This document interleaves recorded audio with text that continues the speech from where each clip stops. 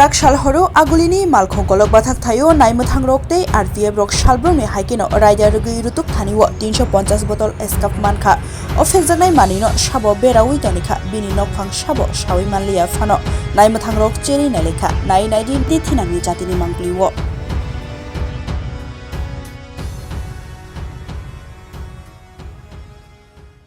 গতকালকে আরপিএফ এবং জিআরপি মিলে আমাদের আগরতলা রেল স্টেশনে রুটিন চেক আপ হয়, যেটা প্রত্যেক দূরপাল্লার যখন ট্রেন আসে তখন আমরা করে থাকি। তো সেম কালকেও সেম সন্ধ্যার সময় শিয়ালদহ ট্রেন এসেছিলো, তারপরে আমরা একটা জয়েন্টলি রেড করি আমাদের আগরতলা রেল স্টেশনে। তো এটা জাস্ট প্ল্যাটফর্মেটিক মানে জিরানিয়ার সাইট, যেটা আমাদের রেল স্টেশনের জিরানিয়ার সাইটের দিকে অন্তর্গত। আমরা মোট 350 বোতল স্কোপ উদ্ধার করি, যেগুলির মধ্যে মানে দুটা বস্তার মধ্যে ছিল, যে প্লাস্টিক বস্তা।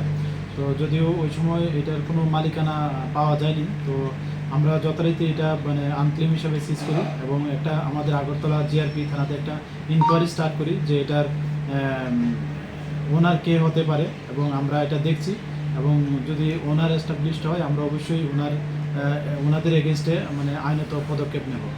তো আর এটার যে বাজার মূল্য, যে আমরা যে অন্যান্য সময় যে বিভিন্ন মামলাতে এগুলি সিজ করি, তো যাদের আমরা গ্রেপ্তার করি তো তাদের কাছ থেকে জানতে পারি যে এগুলি যে ডেস্টিনেশন মূল্য যেখানে যাওয়ার কথা এগুলি প্রায় 500 টাকা মানে বোতল বিক্রি হয়। তো এইভাবে যদি আমরা ধরি মানে মানে 350 বোতল স্কোপ মানে এটার যে ভ্যালু আসে আনুমানিক 1,75,000 টাকার মতো আসে ওটার ভ্যালু।